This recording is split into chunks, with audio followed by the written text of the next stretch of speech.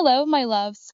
I'm Venus Morrigan, and today we're going to talk about something that affects millions of men but is often overlooked when discussing sexual health stress.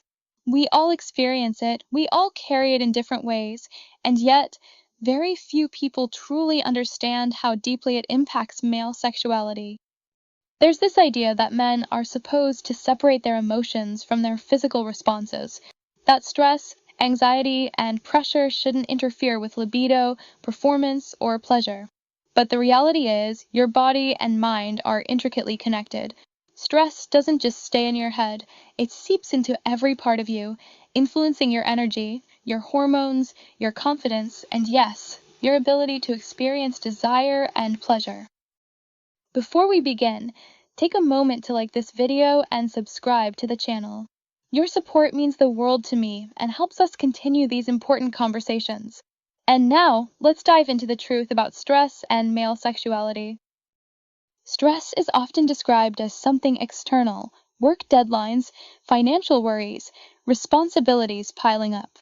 But stress isn't just about what happens around you, it's about how your body reacts to it. When you're under stress, your nervous system shifts into a survival mode called fight or flight. This is an ancient biological response designed to keep you alive in dangerous situations. Your body releases cortisol, your heart rate increases, blood flow is redirected to essential organs, like your brain and muscles, to prepare you to escape or defend yourself. Now, think about what happens in the bedroom. Sexual arousal requires relaxation, deep breathing, proper blood flow, and the ability to let go, to surrender to pleasure, to feel connected to your body and your partner.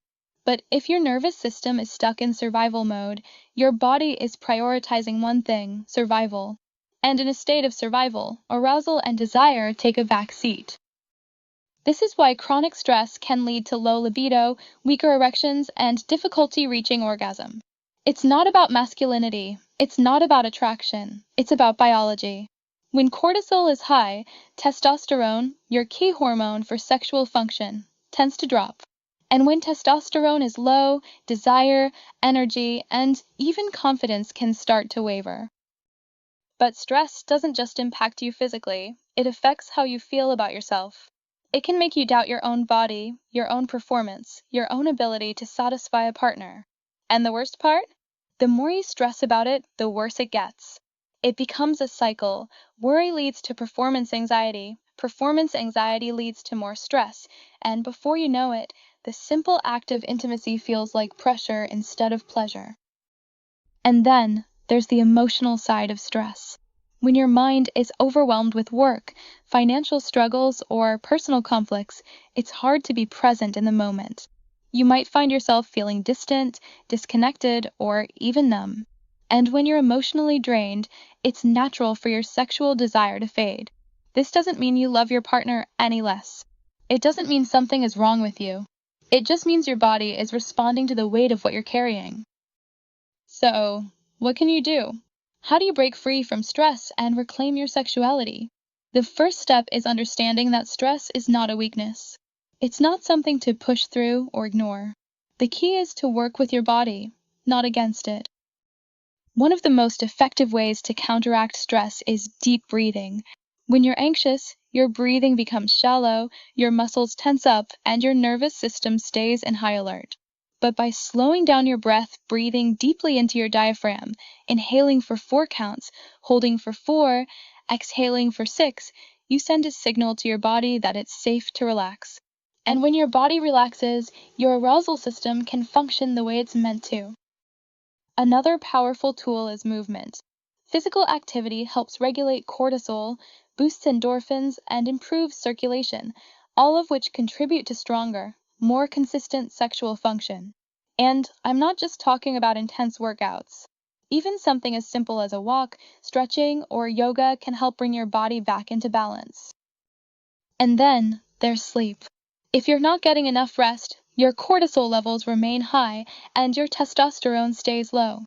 Poor sleep is one of the biggest silent killers of libido and performance, yet so many men ignore it.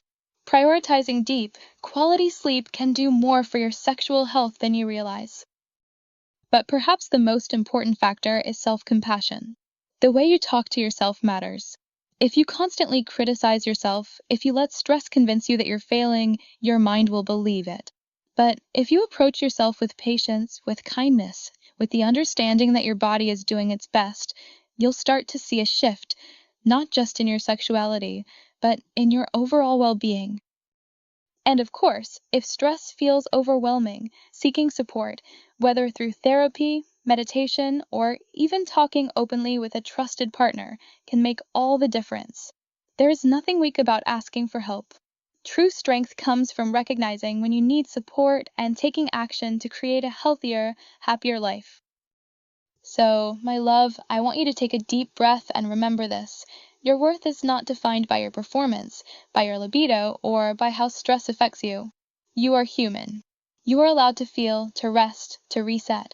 And the more you learn to nurture yourself, the more your sexuality will naturally return, not as something forced or expected, but as something that flows from a place of true well-being.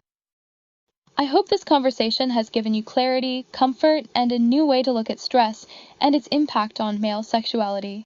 If this video resonated with you, don't forget to like, subscribe, and leave a comment sharing your thoughts.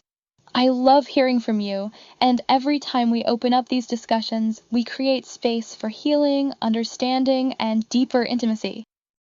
Sending you all my warmth, and until next time, breathe, relax, and be kind to yourself. A soft kiss, and I'll see you soon.